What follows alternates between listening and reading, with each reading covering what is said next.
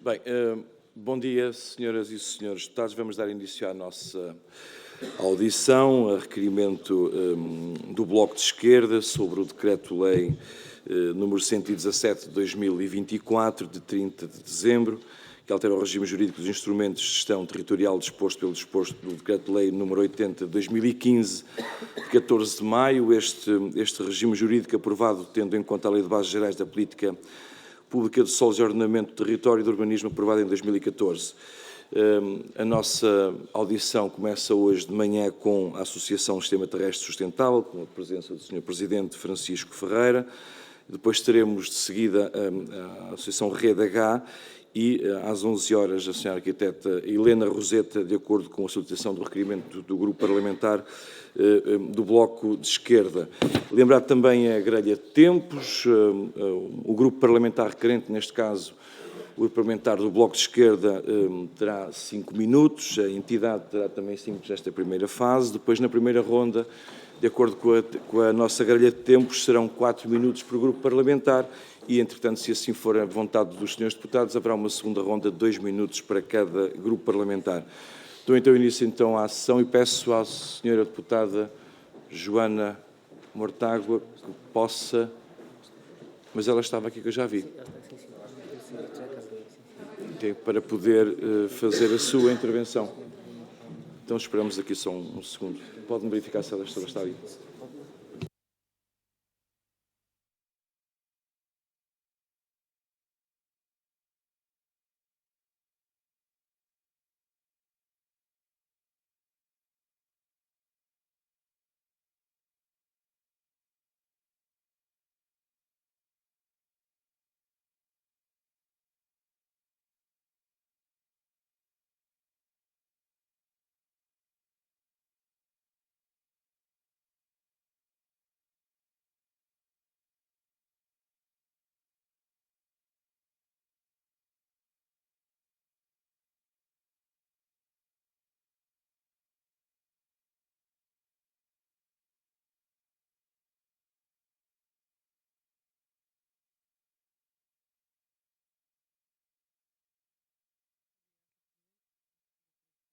De preparativo.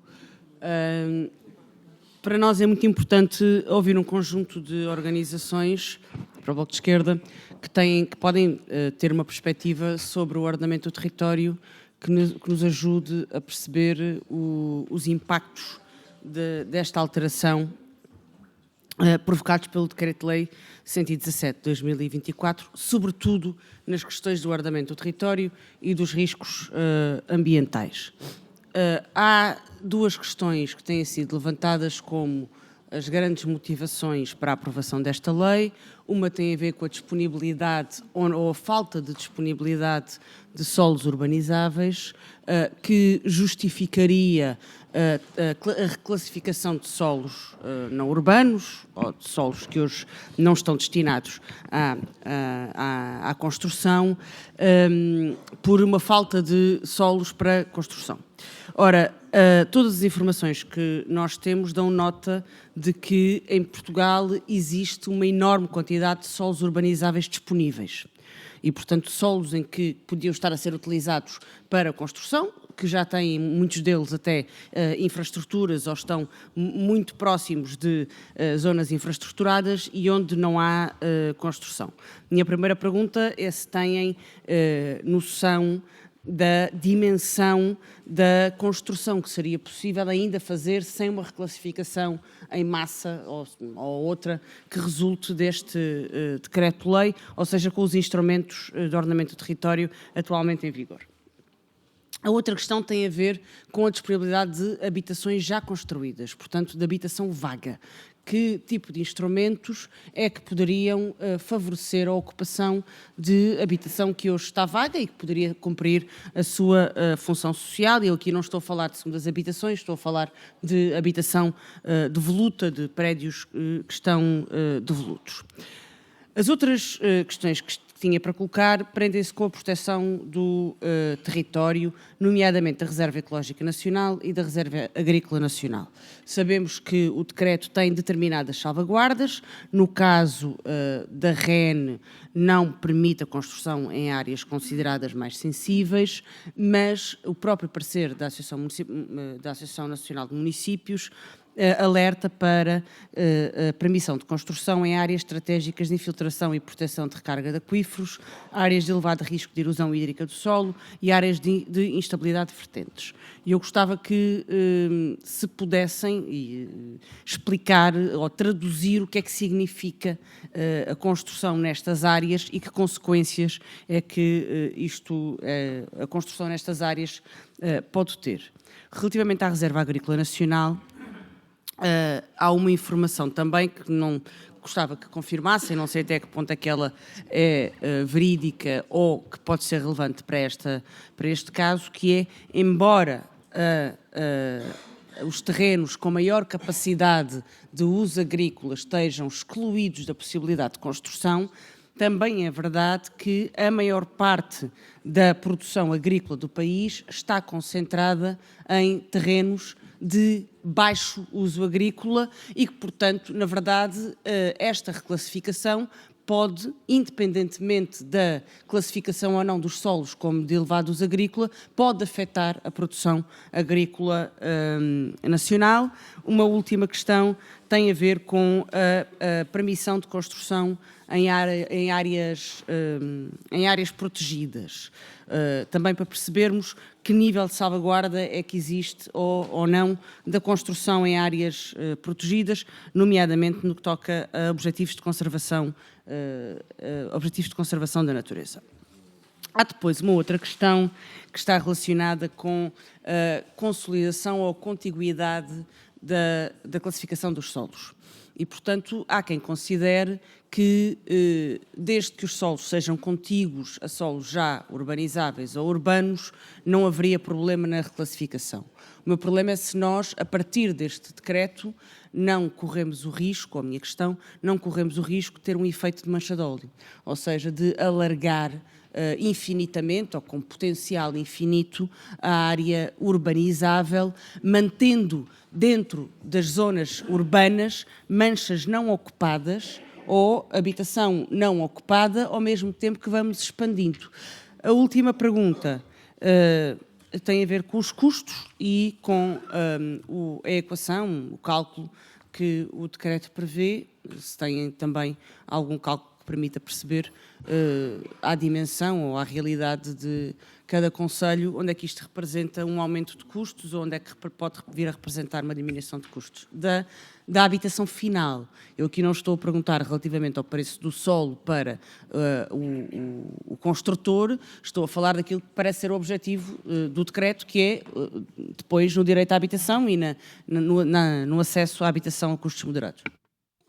Muito obrigado, Sr. Deputado. Cumprimentar os senhores e as senhoras deputados, cumprimentar a Associação Zero e dar de imediato a palavra até 5 minutos à Associação para a resposta ao requerente.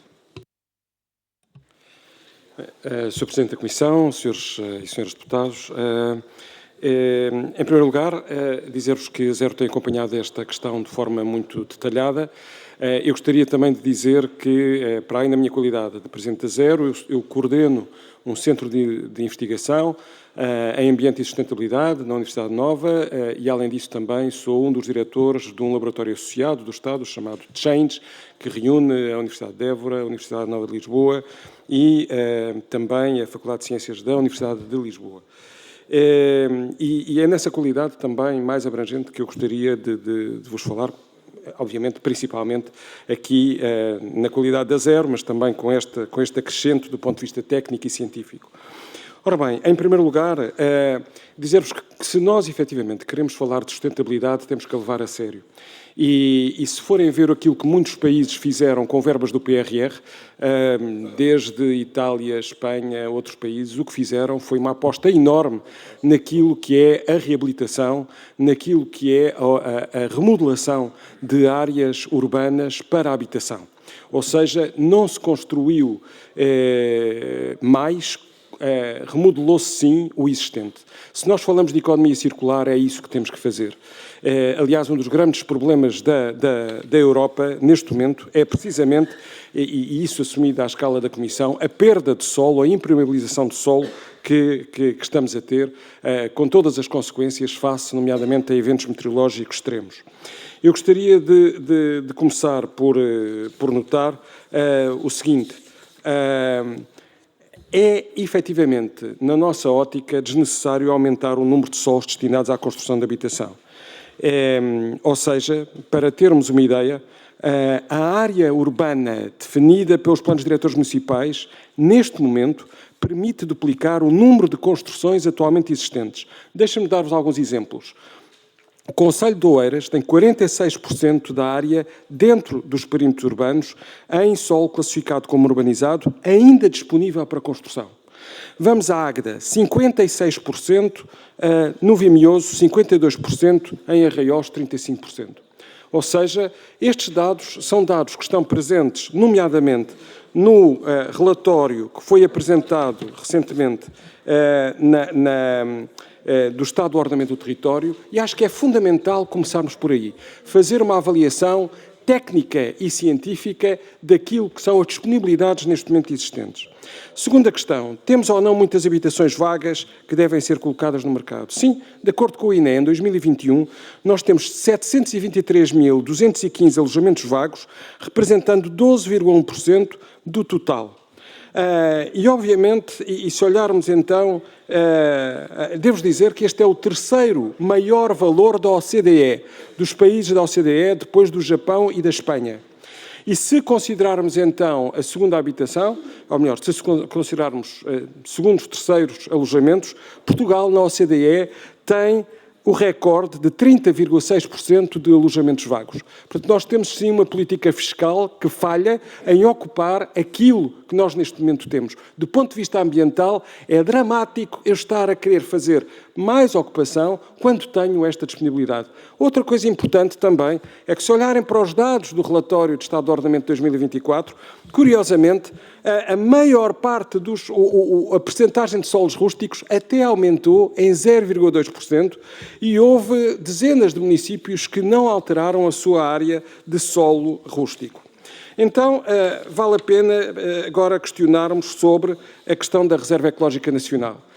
Nós achamos que é completamente incompreensível que se diga, bem, eu tenho determinadas zonas onde não posso construir, porque são as mais sensíveis, então vamos lá ver as que ficam de fora, aquelas que são consideradas pelo Decreto-Lei, comparando o Decreto da Reserva Ecológica Nacional existente e a exceção que está prevista agora no 117 de 2024, o que é que sobra? Bem, sobram áreas de instabilidade de vertentes, que são, aliás, a REN existe para prevenir riscos naturais. Nós falamos que, todos nós vimos o desastre de Valência. Como é que é possível eu considerar que permite construção em áreas de instabilidade de vertentes? Ora, se forem ver o diploma, não há nada, nem um apoio agrícola, só culturas agrícolas. Não há nada de construção física que seja autorizado numa área de instabilidade de vertentes. Não conseguimos perceber como é que isso é autorizado neste diploma. Áreas de elevado risco de erosão de solo. São enormes as limitações que eu tenho, se forem ver o diploma da REN, posso construir às vezes pequeníssimas áreas. E áreas estratégicas de infiltração e de proteção e recargas de aquíferos. Ora bem, é precisamente estas áreas de infiltração que são cruciais para eu ter a infiltração e não a escorrência que depois tenho com consequências enormes. Vou só concluir falando muito brevemente da REN. Na Reserva Agrícola Nacional... Terá a oportunidade na outra intervenção. Teremos que cumprir o tempo, estamos com o tempo muito apertado, são 5 minutos e 30, era até 5 minutos. Ok, com certeza. Desculpa, terá a oportunidade noutra intervenção. Sim, senhor, muito obrigado. Peço também aos seus deputados que nas futuras intervenções terei agora na primeira ronda, que tentem cumprir criteriosamente o tempo, porque temos muitas audições de manhã para que todas as entidades possam ser ouvidas condignamente. Dou de imediato a palavra ao Grupo Parlamentar do Partido Socialista. Não tenho a informação de quem vai fazer a intervenção. É o Sr. Deputado Jorge Botelho. Tem a palavra o Sr. Deputado. Peço que até 4 minutos.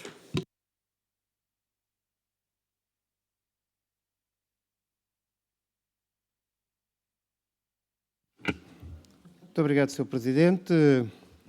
Sr. Francisco Ferreira, Srs. Deputados.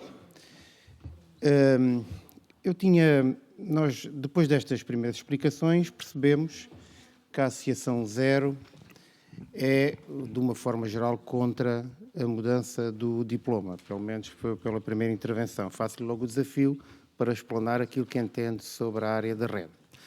A minha pergunta, ou a minha observação, tinha essencialmente a ver neste processo de auscultação de entidades sobre o 117/2024, perguntar à Associação Zero se não reconhece que na distribuição nacional dos concelhos há ou não há, que vocês conheçam, concelhos onde a área urbana é diminuta.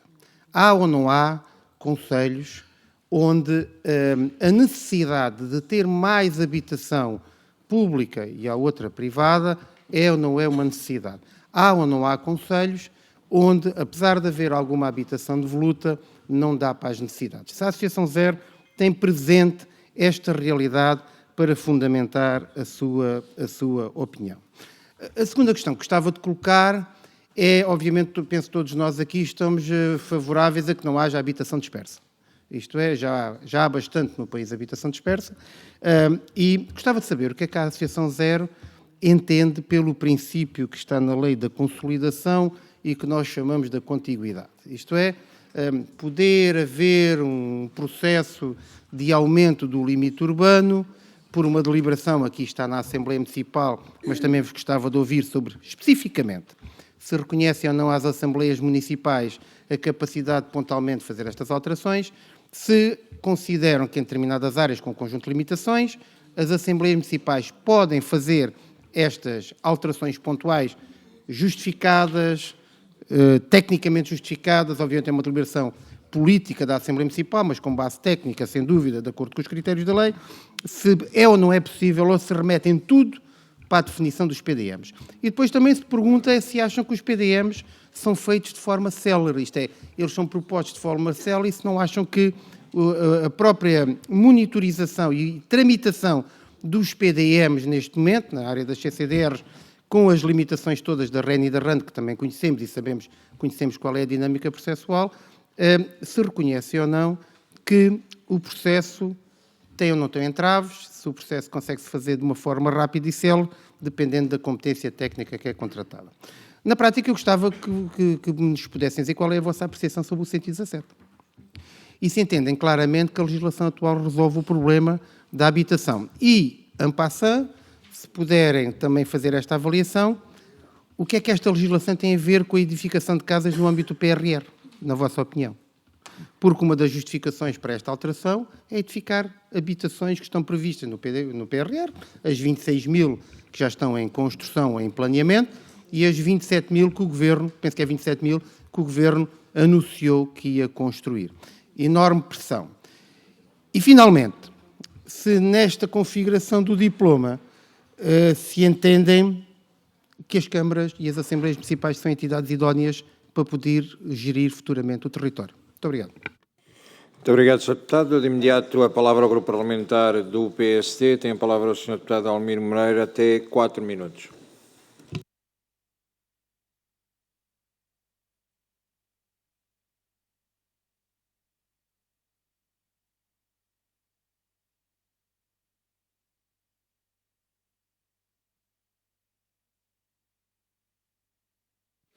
Cumprimentar também o Sr. Presidente da Zero.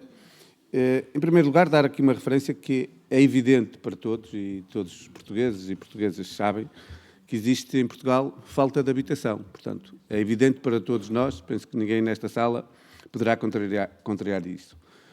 Assim como é evidente que a falta dessas habitações, ou seja, a falta de oferta, faz aumentar os preços, naquela razão básica de uma lei económica da oferta e da procura. Assim como também nos parece a todos evidentes que fazer sempre a mesma coisa e esperar resultados diferentes é aquilo que toda a gente no nosso comum vocabulário diz é uma grande estupidez. E por isso é que nós estamos aqui neste ponto. Porque, e a questão também vai para o Sr. Presidente da Zero, quando refere que os municípios ou as decisões municipais podem ser arbitrárias e divergentes, dizer-lhe que o que esta lei prevê, tudo o que esta lei prevê, pode-se fazer com uma revisão do PDM. A única diferença, digamos assim, substancial, é que a revisão de um PDM demora entre 7 a 10 anos, consome recursos que a maior parte dos municípios não têm e, portanto, estaríamos, no fundo, aqui a dizer que estávamos a querer resolver um problema atual, mas que só poderíamos resolver daqui a 10 anos, porque teríamos que rever os nossos PDMs nos municípios onde há, efetivamente, falta de áreas urbanas, de terrenos urbanos, e estamos a dar às Assembleias Municipais, às Câmaras Municipais, com base num parecer técnico, a capacidade de poderem alterar os seus solos. E por isso, a questão principal que lhe coloco é mesmo esta. Considera que os municípios, as Assembleias Municipais e os pareceres técnicos que terão obrigatoriamente de ter, não têm essa competência, não são os municípios que conhecem melhor os territórios, porque, no fundo, o que nós estamos aqui é dar um primeiro passo para tentar resolver estes problemas, que esperemos que possa ser, que contribuir para a resolução dele, e também continuar um processo de descentralização, porque também se trata de um processo de descentralização. E para terminar, colocava-lhe também uma questão. Tendo em conta os números públicos que se conhece das necessidades de habitação, que são necessários em termos de alojamentos familiares, nós diríamos, ou o Governo diria, que já ouvi o Sr. Ministro Adjunto e da Coesão Territorial várias vezes referir, que se a lei de facto tivesse os resultados que são esperados, poderíamos estar a falar de construir cerca de 100 mil alojamentos por ano. Portanto, num prazo de 5 anos, 500 mil alojamentos. Eu gostava de lhe perguntar se tem noção de qual a percentagem que representavam a construção destes alojamentos em termos do espaço, do território, da área geográfica disponível que temos neste momento em área rústica. Muito obrigado. Muito obrigado, Sr. Deputado. De imediato, a palavra ao Grupo Parlamentar do Chega, o Sr. Deputado Francisco Gomes. Tem a palavra, Sr. Deputado, até 4 minutos. Muito obrigado, Sr. Presidente, Senhoras e Senhores Deputados, estimados representantes da Associação Zero. A crise da habitação em Portugal é uma realidade inegável. Está amplamente diagnosticada e há anos que se conhece a dimensão do problema. Faltam casas acessíveis para a esmagadora maioria da população, os preços de compra e de arrendamentos subiram para níveis insustentáveis e as famílias sentem-se, como bem sabemos, como estrangeiras no país que é, por direito, o seu país. Esta situação já ultrapassou há muito o limiar do aceitável e o Estado não tem mais o direito de limitar-se a apenas identificar o problema e as suas causas. É urgente dar passos concretos na direção da resolução deste problema. E sem esse empenho consequente, e a palavra é esse, consequente, o direito à habitação continuará a ser uma promessa quando, na realidade, é um direito, e é um direito fundamental, um direito humano fundamental, constitucionalmente consagrado. Esta nova lei dos solos, que nós estamos a discutir, procura dar uma resposta a esse problema. Não é uma lei perfeita, mas é um esforço claro de enfrentar uma situação que se tornou inadiável. Durante décadas, governos anteriores ignoraram o problema e a crise habitacional. As políticas públicas foram, no mais reforçado eufemismo, tímidas e desarticuladas. Na realidade, a negligência foi enorme. Com a proposta do Governo, assiste-se a uma tentativa de inverter este rumo, de inverter o rumo. Não resolve todos os problemas, mas é um início.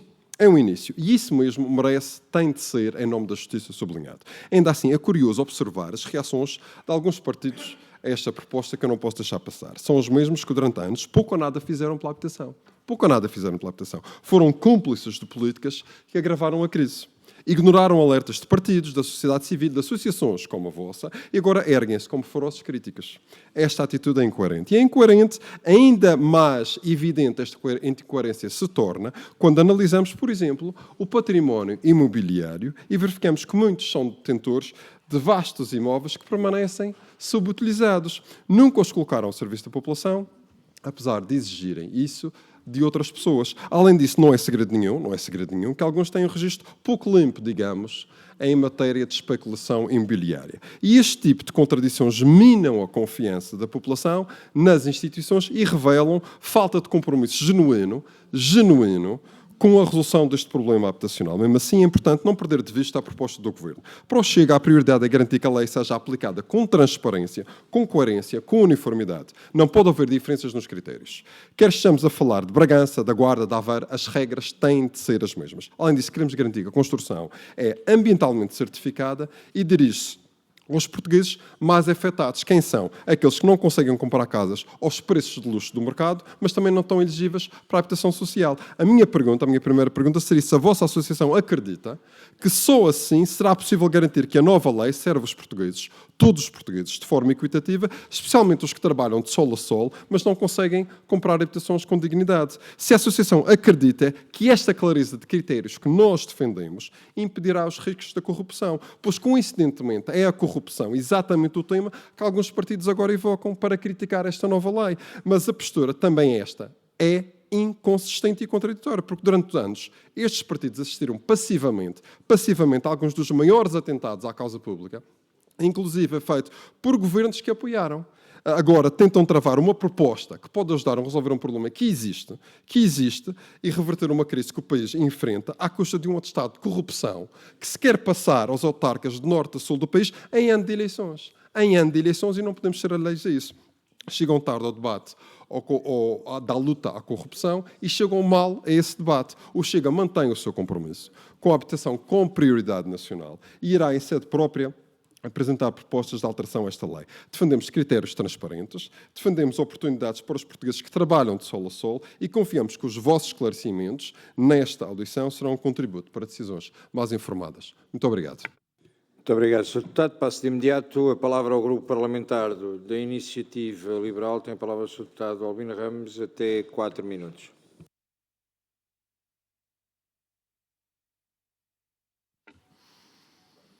Obrigado. Obrigado, Sr. Presidente. Cumprimentar os Srs. Deputados e representar a Associação da Zero. Farei uma intervenção muito rápida. As minhas questões prendem-se, sobretudo, com uma curiosidade genuína em perceber aqui alguns dos argumentos e a melhor forma de nós olharmos para eles no futuro. Dito isto, começando pelas áreas REN e áreas REN. Uma parte considerável dos solos rurais são pobres do ponto de vista agrícola. Pode, por favor, indicar algumas ações que possam ser tomadas para a valorização dos mesmos? Nós somos totalmente a favor de proteger as áreas REN e áreas REN, mas se o queremos fazer de forma efetiva, precisamos de encontrar forma de valorizar os solos e a economia associada aos mesmos. E, portanto, em suma, o que seria uma boa política de valorização de solos rurais. Uma segunda pergunta que versa sobre a densificação em contexto urbano. Se efetivamente não temos um problema de mancha, que não queremos aumentar a mancha urbana no território, pergunto-lhe então como é que olha para a questão da densificação e se acha que é um caminho sustentável para o futuro das nossas cidades. E, finalmente, uma pergunta relacionada com a impermeabilização e também ligada com o contexto urbano, ou seja, os problemas de impermeabilização dos solos têm sido cada vez mais recorrentes, particularmente em contexto urbano. Eu lembro-me de algumas das obras públicas que nós temos feito nas principais cidades do nosso país que se limitam a cobrir tudo com betão e a impermeabilizar e a retirar alguns dos espaços verdes. E, portanto, não só a questão dos aquíferos me preocupa na questão rural, mas gostava de perceber como é que vocês olham também para estas questões do ponto de vista urbano, porque não vejo outra solução, se não queremos avançar em retirar solos rurais, do que encontrarmos um consenso nacional no aumento da densificação da malha urbana e no desbloqueamento dos limites à construção dentro dessas áreas. Muito obrigado. Muito obrigado, Sr. Deputado. Dou a palavra ao Grupo Parlamentar do Bloco de Esquerda, a Sra. Deputada Joana Mortágua.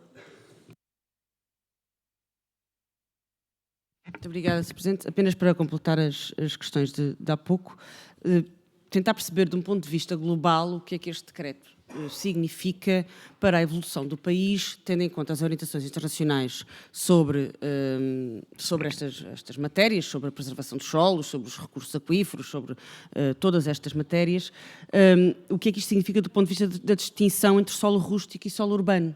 Ou seja, nós vínhamos a percorrer um caminho, esse caminho, inclusive até 2013, com o ministro Moreira da Silva, foi um caminho, e na altura eu tenho até recordo várias intervenções, inclusive de membros do governo do PSD, na altura deputados e ministros do CDS, era um caminho que criticava a expansão urbana como uma expansão com demasiados custos para a dependência energética do país, com demasiados custos para o serviço público, porque a infraestruturação de um terreno urbanizável para 40 milhões de pessoas, pago por 10 milhões de pessoas, e era essa a expressão que o ministro Moreira da Silva usava à época, era insustentável do ponto de vista financeiro e, portanto, do ponto de vista energético, do ponto de vista financeiro, do ponto de vista de do abandono dos centros das cidades, da criação de vazios nos aglomerados urbanos. Tudo isso foi, na altura, da especulação imobiliária, tudo isso foi, na altura, criticado por um governo de direita, que pretendeu, com a lei que estava em vigor, inverter este sentido. E é esse o rumo que os PDMs e que a revisão dos PDMs que neste momento está a ocorrer está a ser feito.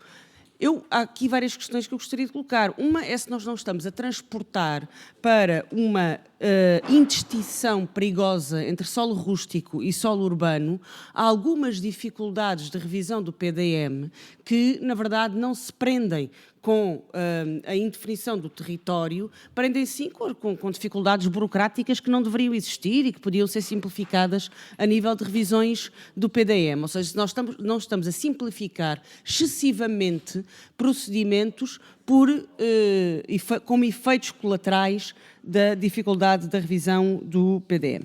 A segunda questão tem a ver, e volto a ela, à questão dos custos, porque o Ministro da Coesão Territorial parece apontar uma fezada. O que o Ministro diz é isto há uma média de rentabilidade de 6%. E, portanto, nós estamos em crer que, se o solo for mais barato, os promotores imobiliários vão manter a rentabilidade de 6% e vão fazer habitação mais barata. Ora, não há nada, rigorosamente nada, que obriga os promotores imobiliários a não colocarem a margem de lucro ao bolso e a venderem estes prédios a um preço como os preços que estão atualmente em mercado. E, portanto, além das mais-valias criadas, entretanto, no processo. E, portanto, volto a questionar sobre a questão dos custos finais da habitação, que se nós estamos, de facto, perante uma medida que pode, de forma definitiva, pressionar para baixo os custos da habitação, ou se não temos qualquer garantia para isso, ao mesmo tempo que colocamos em risco o ordenamento do território. Muito obrigado, Sra. Deputada. Não estando presente, ou consigo aferir, o Grupo Parlamentar do Partido Comunista Português, passo de imediato ao Grupo Parlamentar do LIVRE. Tem a palavra a Sra. Deputada Filipa Pinto, até 4 minutos.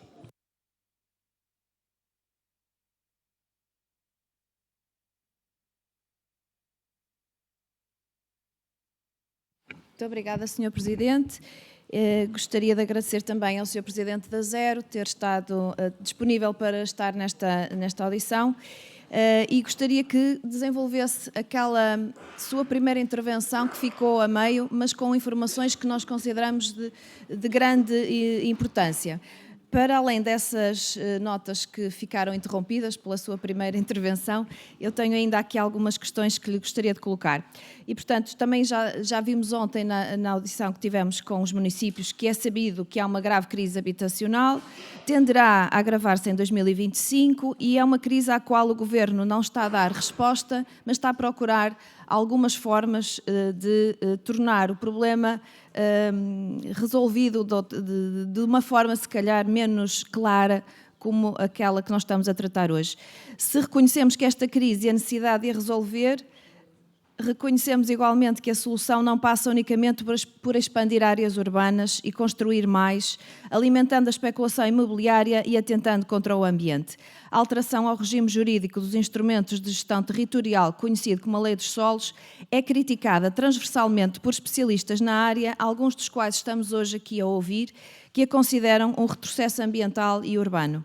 Os dados do INE revelam que Portugal não tem falta de infraestruturas para a habitação e que parece não haver uma necessidade assim tão premente de nova construção que vá insuflar ainda mais a bolha imobiliária. No panorama geral, sabe-se que as carências habitacionais quantitativas existentes em Portugal rondam os 137 mil alojamentos, só contando com aqueles que estão capazes para uso imediato, há alojamentos vazios mais do que suficientes para suprir as carências habitacionais correntes. Um outro relatório de 2024 da OCDE refere que Portugal é o terceiro país com maior número de fogos por 1000 habitantes, a seguir a Itália e a França. É importante notar que 70% dos solos em Portugal estão degradados e estão cada vez menos saudáveis. Esta alteração ao regime jurídico dos instrumentos de gestão territorial pode comprometer seriamente a visão integrada do território e o seu ordenamento, indo contra orientações estratégicas e legislação da Comissão Europeia, como o Pacto Verde Europeu e a Lei do Restauro da Natureza. Neste contexto, agradecemos a vossa presença para nos ajudarem a compreender melhor as implicações desta alteração legislativa e a discutir soluções mais adequadas para enfrentar a crise habitacional, sem comprometer o futuro ambiental e urbano de Portugal. Por isso, temos então algumas questões que gostaria que a Zero conseguisse, se tiver tempo, responder. A Zero já fez saber que considera esta alteração e promulgação errada. Concordamos, o LIVRE concorda. Como avaliam o impacto que esta alteração ao RGIT irá ter na preservação das áreas estratégicas de infiltração, já faladas aqui, proteção e recarga de aquíferos, considerando que estas não estão explicitamente excluídas da reclassificação em solos urbanos? Quais são as vossas principais preocupações relativamente à potencial reclassificação de áreas da Reserva Agrícola Nacional que não possuem aptidão muito elevada ou elevada para uso agrícola, deixando todas as outras disponíveis para tal? De que forma pensa a Zero que esta alteração pode comprometer os objetivos estabelecidos pelo Pacto Verde Europeu e pela Lei do Restauro da Natureza? Existe, na vossa opinião, forma de compatibilizar a flexibilização da Lei dos Solos com o Plano Nacional de Restauro? Que tipo de decisões governativas sobre o território pensam que o relatório do Estado de Ordenamento do Território deve informar? Que reformulações devem ter estes relatórios para que sejam verdadeiros instrumentos para a implementação de um modelo de governação consequente para a consolidação de uma nova cultura territorial? E, finalmente, especialistas já vieram dizer que a transição de solos rústicos para urbanos aumenta as emissões de carbono, tanto diretamente pela destruição de vegetação que sequestra CO2, quanto indiretamente pelo incentivo ao transporte rodoviário em áreas anteriormente preservadas. Mais disseram que essas alterações contrariam os compromissos internacionais assumidos por Portugal, como as metas de neutralidade carbónica e os objetivos da União Europeia em biodiversidade e uso sustentável dos solos. Partilham desta opinião? Em que sanções ou retrocessos pode Portugal incorrer ao tomar esta medida? Muito obrigada. Muito obrigado, Sra. Deputada. Não estando presente o Grupo Parlamentar do CDS-PP nem o Grupo Parlamentar do PAN, devolvo a palavra à Associação Zero, ao Sr. Presidente Francisco Pereira, que terá até 20 minutos para responder a todas as questões. Bem, muito obrigado pela apreciação e pelos comentários e pelas perguntas.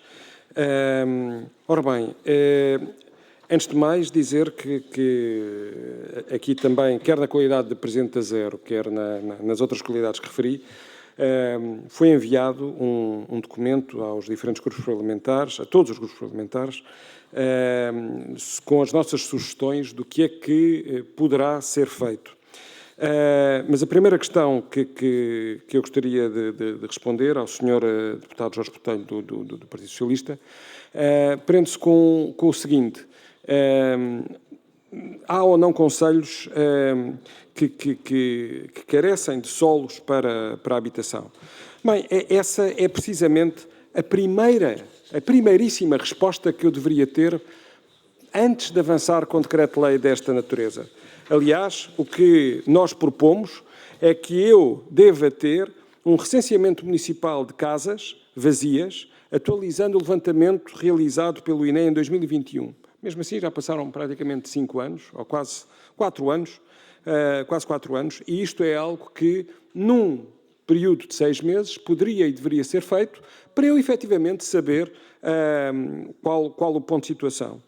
E depois, a questão é que eu deveria identificar os terrenos não construídos e com capacidade edificatória, e isto é algo que também é direto. Ou seja, não tem sentido eu estar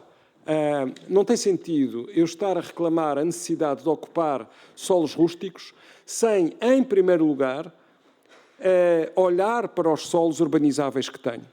E isso é uma falha, para nós, demasiado óbvia.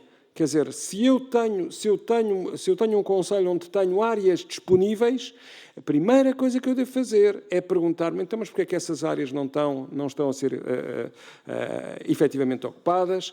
Por uma razão muito simples. Porque essas áreas já estão infraestruturadas.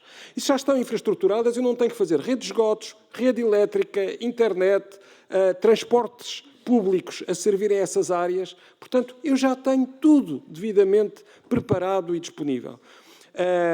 E, aliás, responder já um pouco nesta linha ao Sr. Deputado da Iniciativa Liberal, efetivamente, não sou eu que o digo. Qualquer especialista à escala mundial das Nações Unidas diz que aquilo que tem sentido do ponto de vista de custos e do ponto de vista ambiental é a densificação da construção. É isso que tem sentido. Não tem sentido eu ter a tal mancha de óleo do ponto de vista de todos os serviços, desde a recolha do lixo até a prestação de serviços, etc. É isso que faz sentido. A construção e a altura é precisamente uma das áreas que podem pensar, bem, isso não tem sentido. Tem. Do ponto de vista ambiental, é isso que tem sentido do ponto de vista material e energético. É só ler a informação científica e das Nações Unidas nas várias áreas para percebermos essa linha. Depois a questão e, portanto, há ou não concelhos. Devo dizer que a maior parte dos concelhos que nós avaliamos, nós efetivamente não descobrimos, não identificamos concelho, olhando para o ordenamento, olhando para aquilo que foi apresentado no relatório do ordenamento do território, efetivamente há, eu diria que todos os concelhos têm, neste momento, área urbanizável para ser preenchida. Há casos de concelhos que não têm sequer solos rústicos, o caso de Lisboa e Porto, por exemplo. Portanto, esta questão nem se coloca para esses concelhos. Mas os concelhos, como digo, recomendo que leiam o relatório e as recomendações do relatório.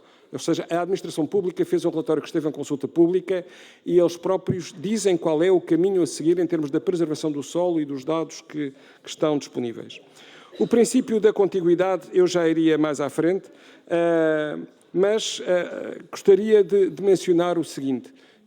Eu não consigo, como eu li o relógio, não é muito linear. Ainda tem.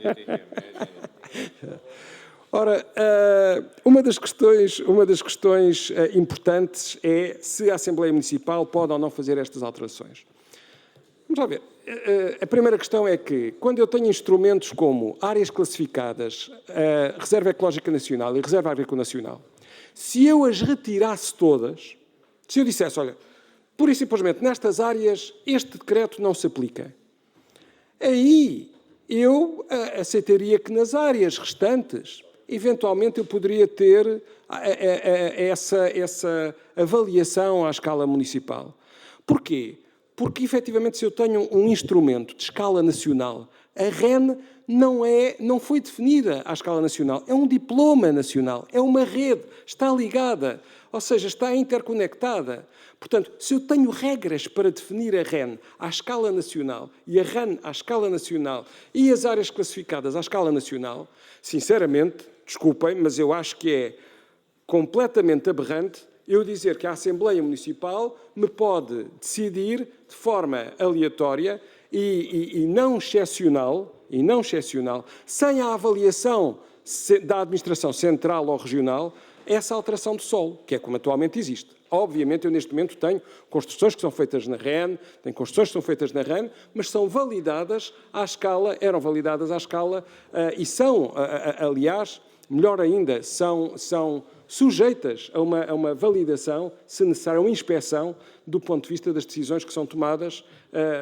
para a observância da escala nacional. Portanto, a questão aqui, aliás, foi também dito pelo Partido Chega de forma muito clara, uniformidade, coerência e transparência. Portanto, a questão da uniformidade e da coerência é exatamente essa que é crucial. Eu tenho vários instrumentos que têm que ser coerentes. Eu não posso ter o município A e o município B a fazer diferentes decisões. Depois, em relação aos PDMs em forma célere, é verdade, quer dizer, todos nós reconhecemos que eu deveria ter maior flexibilidade da parte dos municípios, mas não deve ser esta lei que deve fazer essa alteração. Ou seja, resumindo e concluindo, isso foi levantado pela senhora deputada Joana Mortágua e realmente a questão é chave. Eu tenho que melhorar a capacidade de os PDMs terem decisões mais rápidas. Mas reparem, os PDMs são validados à escala regional e nacional. E, portanto, eu, à partida, para garantir precisamente essa coerência e essa uniformidade, etc. Portanto, aqui põe-se exatamente a mesma questão. Eu não posso ter instrumentos, eu não posso ter avaliações da Assembleia Municipal que não tenham essa validação.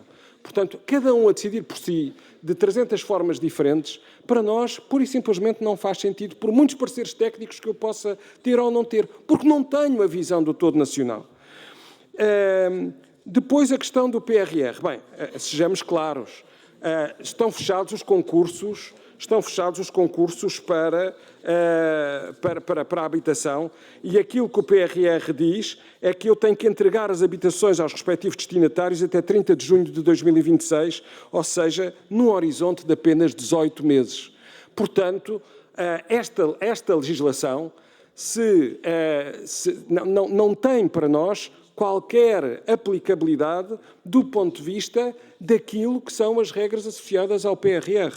O aviso de concurso do PRR o Programa de Apoio ao Acesso à Habitação está fechado e, portanto, eu não consigo submeter candidaturas.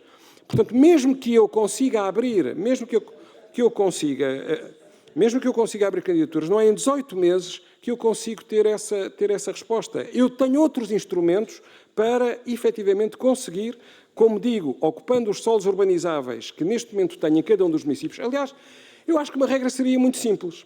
Se um município tem solos urbanizáveis, ocupáveis e infraestruturados, não tem sentido a aplicação do 117/2024. Se esta regra for aplicada, temos o problema resolvido. Porque estamos a usar a hierarquia de princípios que deveria estar a utilizar. Se as Assembleias Municipais e as Câmaras são entidades idóneas, eu tenho toda a confiança no poder local, mas, mais uma vez, acho que há aqui a questão da uniformidade. Por alguma razão, nós temos uma rede de áreas protegidas e essa classificação é feita à escala nacional. Não é há as redes locais, mas um parque natural é decidido à escala nacional, uma reserva natural é decidida à escala nacional, a rede Natura é decidida à escala europeia. Portanto, não tem sentido eu ter aqui um nível local a sobrepor-se a essa escala. Relativamente às questões colocadas pelo Sr. Deputado Almir Moreira, do PSD, a questão dos preços da habitação. Bem, realmente é só ver, quando a lei foi apresentada e foi explicada, é só ver a perspectiva dos empreendedores imobiliários sobre o que é que acontece aos custos dos solos. É só ver os custos, é só ver o preço dos solos rústicos, atenção, não necessariamente, não de REN nem de RAN, muitas vezes, mas de solos disponíveis, por exemplo, para ocupar com centrais fotovoltaicas. A partir do momento em que há uma intenção de eu colocar lá uma central fotovoltaica, pronto, um solo dessa natureza, o preço passou a ser completamente diferente. Portanto, não tenhamos ilusões, e se quiserem essa apreciação de vários promotores na área das renováveis é direta. E, portanto, a questão, a partir do momento em que eu tenho uma apetência para a habitação, não tínhamos dúvidas. Quer dizer que eu não vou ter especulação imobiliária é estarmos noutro mundo.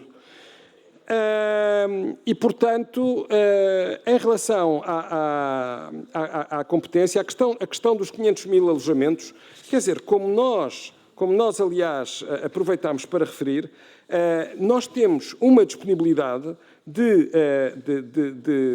alojamentos vazios de 723.215 alojamentos vagos. Portanto, se eu tenho esta disponibilidade apresentada pelo INE, quer dizer, e volto a dizer, e se outros governos na Europa, eu gostaria, aliás, de salientar a Itália, em que colocou... Porque o que é que tem sido feito?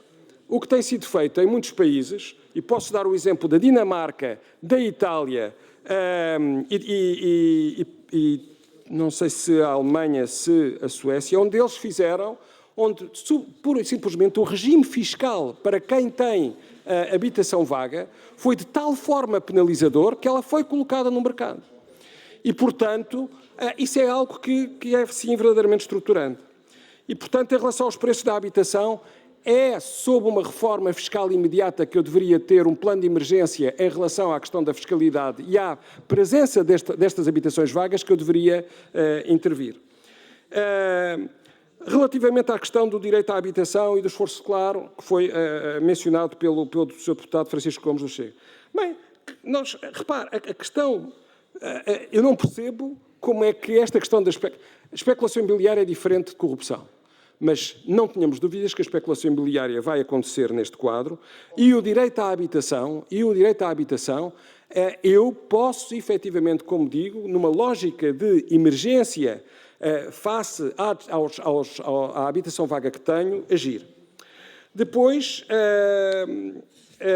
portanto, a questão da corrupção que foi colocada, se eu teria mais corrupção ou não, sinceramente, a questão da especulação é sempre um eventual aliado da corrupção. Mas mais do que a corrupção, a questão que nós levantamos é a questão dos preços e da especulação. Em relação à questão dos solos pobres e da REN, que eu não tive a oportunidade de dizer, bem, e antes ainda da própria REN, as 3 áreas que estão excluídas da REN, senhores deputados, digam-me lá onde é que... Outro dia nós tivemos esta conversa, aliás, com a senhora Ministra do Ambiente e da Energia, que foi... e ela disse-nos, aquilo que está excluído da REN são, obviamente, áreas onde ninguém vai construir. Ninguém vai construir numa zona de vertentes instáveis. Então, se ninguém vai construir, porquê é que eu abro, porquê é que eu o permito?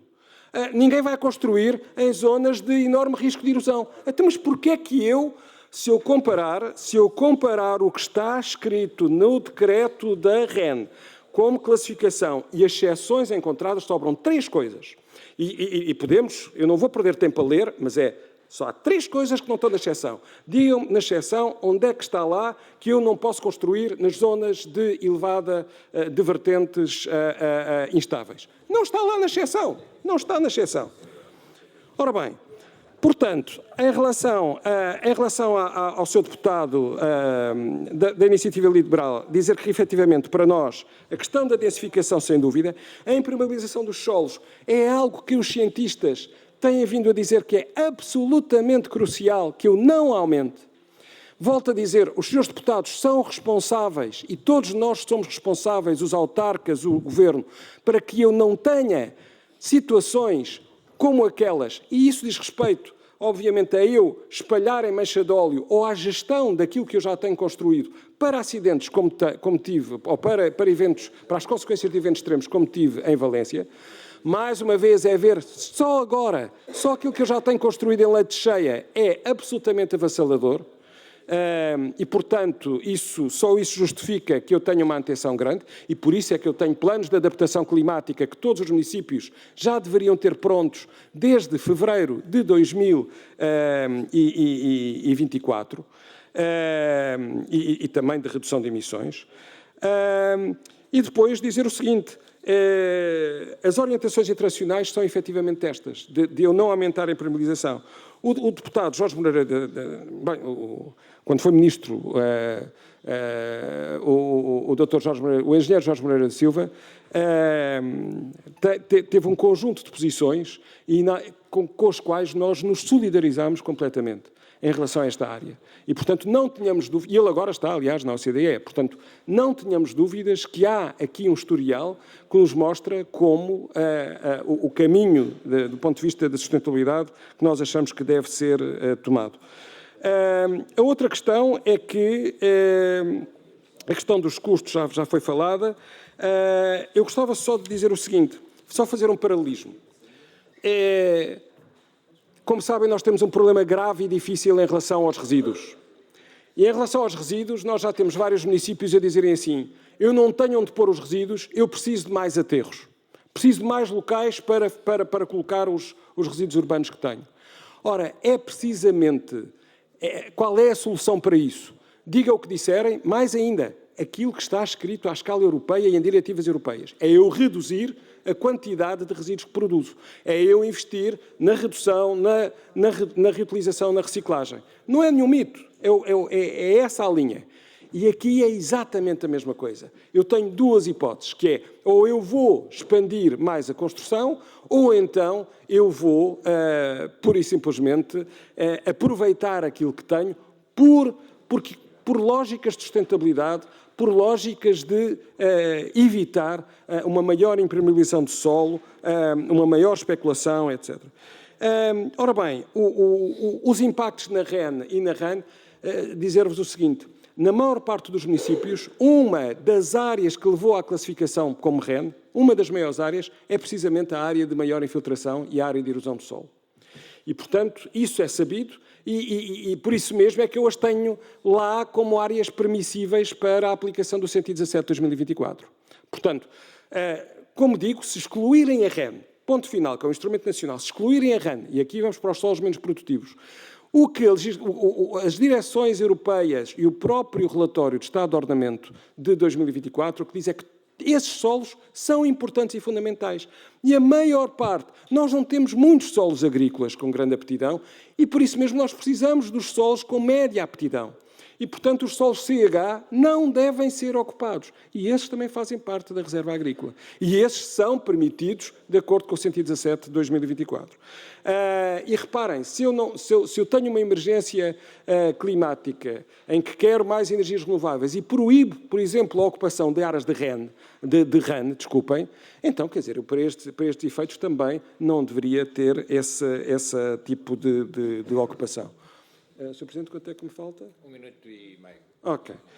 Então, portanto, em nosso entender, nós obviamente defendemos que este diploma seja, não sei se a palavra é mais correta, mas seja revogado, não seja aplicado. Mas,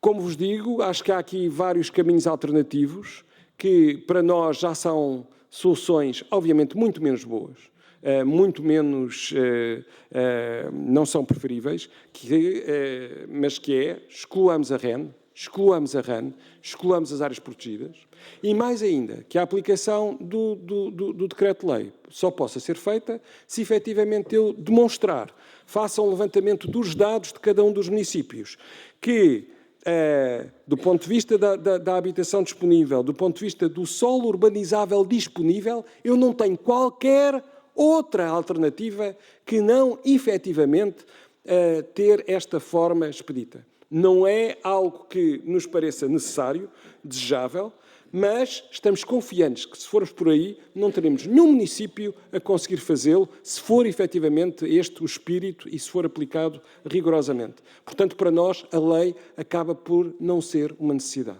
Muito obrigado, Sr. Presidente. Muito obrigado, Sr. Presidente. Entramos então na segunda ronda. Tenho 4 inscritos. Dou de imediato a palavra ao Sr. Deputado Jorge Botelho, do Grupo... Não. Tenho aqui a sua inscrição. Se prescindir, tem até 2 minutos.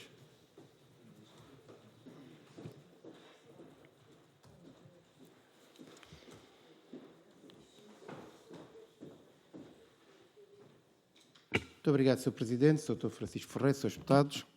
verdadeiramente o que este diploma precisava era de uma avaliação antes dele ser tomado, porque as dúvidas são mais que muitas e, obviamente, chegar a um conjunto de meios, um conjunto de políticas para simplificar aquilo que deve ser alvo de uma reflexão como aqui estamos a fazer, se calhar devia ter sido antes, e o Governo andou rápido e se calhar não andou bem. Nós temos muitas reservas com este diploma, é bom de ver, nomeadamente nesta questão das zonas de risco e obviamente, até por aquilo que a Associação Nacional de Municípios nos disse ontem. Porque a resolução do problema da habitação não é com este diploma que nós vamos resolver. E mesmo não é com este diploma que vamos resolver, e ouço muito o PSD também falar em relação ao preço, que é, se introduzirmos uns milhares de casas no território, o preço baixa. Se as casas forem todas... Se as casas forem todas ao mesmo tempo, e nós sabemos que não há nem capacidade de aprovar... Não vai subir. Nós sabemos, aquilo que os senhores estão a dizer é uma absoluta falácia, regra do mercado pura e simples, aumenta-se a disponibilidade, baixa o preço. Isso não vai existir, porque as casas não vão ser feitas todas ao mesmo tempo, não há capacidade de projetistas todas ao mesmo tempo, não há capacidade de fazer projetos ao mesmo tempo e não há capacidade de construção toda ao mesmo tempo. Isso é a regra, é o mundo que os senhores vivem. Vamos permitir que o Sr. Deputado Jorge Botelho conclua a sua intervenção em silêncio. Até aqui temos cumprindo e vamos cumprir agora até ao final. Tem a palavra o Sr. Deputado Jorge Botelho e peço alguma contenção na sala. Isso é o mundo em que os senhores do PSD vivem, não é o mundo real que eu conheço. Outra situação, o que nós achamos é que o diploma, obviamente, ele existe, ele deve ser modelado. O Partido Socialista tem um conjunto de alterações, porque entendemos que é necessário habitação disponível a preços que as pessoas possam pagar em Portugal. E há que haver um caminho para isto ser conseguido. Os municípios estão com muita dificuldade, as pessoas estão com muita dificuldade, a classe média e as outras classes não conseguem pagar as casas porque os preços verdadeiramente dos terrenos estão proibitivos. Esse é o nosso chão comum, seguramente. Do resto, acho que o PSD fez aqui alguns erros, nomeadamente uma não discussão desta matéria que é muito sensível, antes do tempo a podermos compatibilizar os interesses em presença, que é disponibilizar casas que as pessoas possam pagar para que as famílias portuguesas possam viver. Muito obrigado. Muito obrigado. Srs. Deputados, as interrupções, isto funciona como no futebol. Se interrompemos o jogo, depois a seguir eu tenho que dar período de compensação e vamos dilatar o prazo. Portanto, vamos passar de imediato a palavra ao Sr. Deputado do Grupo Parlamentar do Partido Social Democrata, Gonçalo Lage. Tem a palavra o Sr. Deputado até 2 minutos e peço contenção na sala.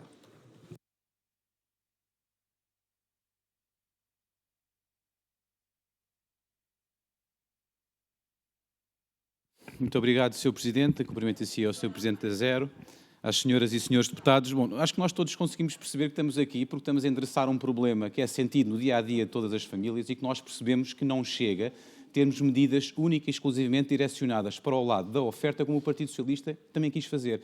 Nós precisamos de medidas do lado da oferta e do lado da procura.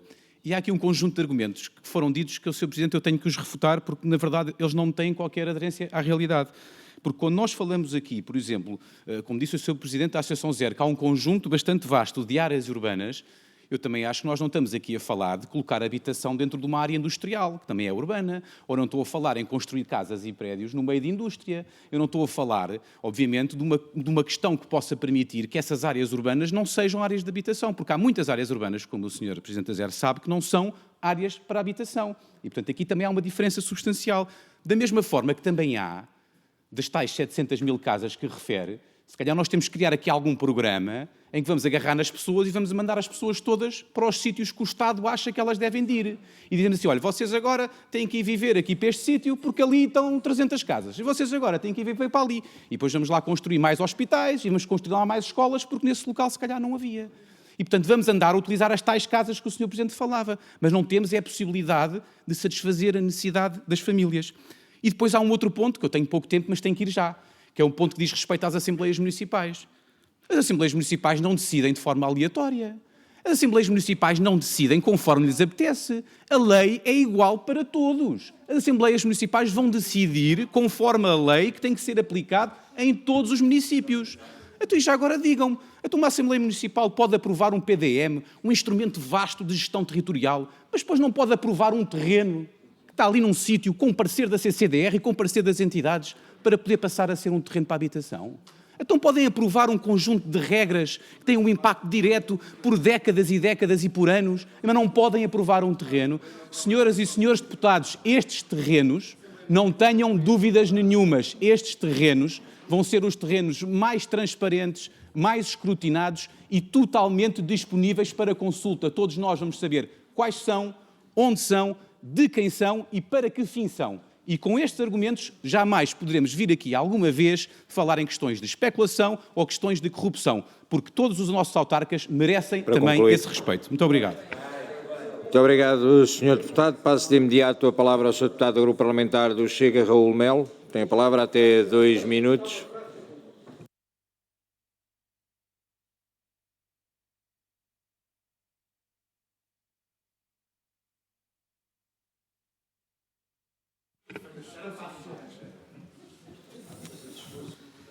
Sr. Presidente, Senhoras e Senhores Deputados, Sr. Presidente da Associação Zero. O crescimento urbano desordenado e a escassez de habitação nas grandes cidades são desafios importantes que exigem respostas urgentes. Por outro lado, o abandono das zonas do interior e a falta de infraestruturas adequadas nessa região representam um problema complementar, criando uma desigualdade territorial que compromete o desenvolvimento equilibrado do país. A recente introdução do Decreto-Lei que altera o regime jurídico dos instrumentos de gestão territorial, em especial na requalificação de terrenos rurais e agrícolas para uso urbano, procura responder às necessidades da população e parece uma solução imediata para a crise habitacional nas cidades, mas levanta questões fundamentais sobre a sustentabilidade ambiental, a preservação de recursos essenciais, como nas áreas integradas da Reserva Ecológica Nacional e da Reserva Agrícola Nacional. A hipoteca de transformação de solos REN e RAN em áreas urbanas pode levar à fragmentação de ecossistemas e à perda de biodiversidade e à degradação de recursos naturais essenciais. Além disso, no interior do país, o abandono de terrenos agrícolas e urbanos representam agora uma oportunidade para revitalizar essas regiões de forma sustentável, criando soluções que poderiam responder tanto às necessidades habitacionais como à preservação do território. Mesmo assim, é importante que as soluções encontradas sejam sustentáveis e que promovam a regeneração de áreas urbanas degradadas nas cidades e desenvolvimento integrado nas zonas rurais, evitando a pressão sobre recursos ambientais sensíveis. Sendo assim, queria lhe deixar aqui algumas questões. Que soluções ou alternativas é que a Associação Zero propõe para promover a requalificação de áreas urbanas degradadas como uma forma de aumentar a oferta habitacional sem comprometer os recursos naturais? Que estratégias consideram essenciais para garantir um desenvolvimento urbano e rural equilibrado que respeite tanto as necessidades humanas como a proteção ambiental? E, por fim, que alterações ao regime jurídico de instrumentos de gestão territorial consideram mais adequadas para enfrentar a crise habitacional nas zonas urbanas e, ao mesmo tempo, preservar os valores ambientais associados à REN e à RAN, sendo que nos parece que os mesmos já estão salvaguardados através do número 2 do artigo 72 da lei que estamos aqui a debater. Muito obrigado. Muito obrigado, Sr. Deputado. De imediato passo para a última intervenção, por parte do Grupo Parlamentar do PST, Sr. Deputado Almir Moreira. Tem a palavra até 2 minutos, Sr. Deputado. Muito obrigado, Sr. Presidente. Eu começo por, uma vez que o Sr. Presidente da Associação Zero não me respondeu, começo por lhe dizer que as 500 mil, está ligado? Que os 500 mil alojamentos que gostaríamos que esta lei pudesse levar a efeito, iriam ocupar muito menos que 1% da área rústica total que o país tem. Depois, devo dizer que fico muito satisfeito quando várias intervenções aqui referem o nosso ex-ministro Jorge Moreira da Silva. É sinal, normalmente isto acontece sempre, passado muitos anos, dão razão àquilo que nós fazíamos ao tempo e, se calhar, daqui a uns 10 anos, alguns dos que aqui estão vão fazer referência a esta lei como sendo algo positivo para o nosso país. Depois dizer que nunca se simplifica em excesso, como foi aqui hoje já dito. Nunca se simplifica em excesso quando há regulação, fiscalização e transparência, como é o caso, e por isso, se é esse o defeito também desta lei, de simplificar em excesso, ficamos naturalmente satisfeitos. Depois foi aqui pelo Sr. Presidente da Zero dito que deveríamos ter um recenseamento da habitação para tomar esta decisão. Olha, eu devo-lhe dizer, não tenho obrigação de saber, mas acabo por informar, eu fui o coordenador nacional dos censos do recenseamento da habitação e da população de 2021, na minha anterior função no Instituto Nacional de Estatística. Isso é algo completamente impensável, de fazer uma operação à medida nesta fase do calendário que estamos em intracensitário. Portanto, é algo que é irreal e irresponsável até de dizer que se poderia fazer agora, não obstante podermos ter indicadores sobre sinais de residência. E reiterar, para terminar, Sr. Presidente, reiterar que existe, de facto, sinais evidentes de falta de habitação, e um dos exemplos é mesmo um dos dados do Instituto Nacional de Estatística e do estudo do parque habitacional, que nos diz que 527.855 famílias vivem em alojamentos sobrelotados, o que representou um aumento de 17% face a 2011. Muito obrigado. Muito obrigado, Sr. Deputado. Vamos então devolver a palavra à Associação Zero, que terá até 8 minutos para conferir as respostas. Bem, efetivamente, muito obrigado pelas intervenções. A primeira questão é que 1% da área rústica para 500.000 alojamentos, eu, por acaso, teria que fazer a conta para saber a área em hectares, mas sem dúvida alguma que será uma área muito extensa, porque a área de solos rústicos à escala nacional é brutal. E, portanto, a área impermeabilizada, sem dúvida alguma, que será extremamente significativa. Quanto ao recenseamento, o que nós achamos é que muitos dos municípios não necessitam, efetivamente, para dizer que todos os municípios não necessitam desta expansão. Mas também sejamos realistas, Sr. Deputado. Se eu tenho que finalizar o PRR em 18 meses, se eu tenho que finalizar em junho de 2026, se é aí que eu tenho que entregar as casas às pessoas, se é isso que está escrito, não está escrita outra coisa naquilo que estão nos regulamentos do PRR e perante a Comissão Europeia, diga-me como é que eu também, como é que esta questão do recenseamento, se o recenseamento não é viável, também não é viável do ponto de vista do PRR, eu ter habitação efetivamente avaliada do ponto de vista técnico e ponderada e decidida na Assembleia Municipal de forma transparente e rigorosa em 18 meses a entregar a chave. Portanto, sejamos realistas nas duas questões. Depois, em relação às alterações do regime da REN e em relação ao Sr. Deputado Raul Melo do Chega, dizer que para nós não estão salvaguardadas, porque as exceções que lá estão muito bem colocadas, mas sobram aquelas 3 que nós mencionámos.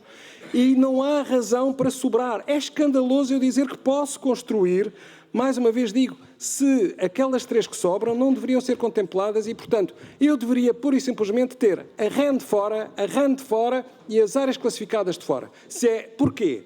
E aqui passo para uma outra questão levantada pelo Sr. Deputado Gonçalo Lages do PSD, que é: eu não estou a dizer que as Assembleias Municipais não têm essa competência. Claro que têm, mas se eu tenho instrumentos à escala nacional, como a REN e a RAN, se esses... Vamos lá ver. Então, eu pura e simplesmente ponho a REN e a RAN num caixote do lixo portanto, cada um na Assembleia Municipal decide se eu aplico os critérios ou não. Porque a questão é que se o instrumento foi feito à escala nacional... Vamos lá ver, eu quando decido um parque natural, eu decido o parque natural à escala nacional, eu não decido à escala local. E, portanto, é essa hierarquia, porque eu tenho áreas. Portanto, a decisão daquela área ser um parque natural ou ser RAN ou ser REN foi com base num conjunto de critérios que foram aplicados de uma matriz nacional para uma matriz regional e local. E, portanto, a partir do momento em que eu permito à escala municipal alterar essas regras, obviamente isso para nós não tem sentido. Portanto, estamos a falar de coisas diferentes. Uma coisa é a decisão partir à escala municipal e fazer. Outra coisa é eu alterar aquilo que é o sentido do ordenamento do território, que é um instrumento como a REN e como a RAN. Em relação ao Sr. Deputado Jorge Botelho, bem, será que eu preciso... E também responder ao Sr. Deputado Raul Melo. Quer dizer, nós temos outros caminhos. E é assim, esta questão de eu estar a decidir, primeiro, sem uma fundamentação técnica, avaliada, quer dizer, há algum documento, houve alguma avaliação estratégica que suporte, que seja pública, sobre o 117 de 2024? Nós gostaríamos muito de a conhecer. Aquilo que conhecemos é precisamente o regulamento, o que nós conhecemos é o relatório do Estado de Ordenamento, que esse é contraditório com aquilo que foi justificado. E, por outro lado, portanto, falta claramente uma avaliação ex ante, porque senão teriam identificado estes problemas e não teríamos esta proposta em relação à REN e em relação à RAN. E depois, nós estamos a falhar naquilo que é fundamental, que é a fiscalidade. A fiscalidade é um dos elementos absolutamente cruciais de ação do Governo em relação à habitação que eu tenho vazia. A questão também dos mecanismos, dos apoios que foram feitos. Volto a dizer, na Itália a grande fatia do PRR foi para a reabilitação, para garantir habitação a custos baixos daquilo que eram os prédios existentes. Portanto, nós aí pode-se culpar o anterior governo, este governo, mas o que é facto é que aquilo que é a mudança estrutural nós não a estamos a fazer.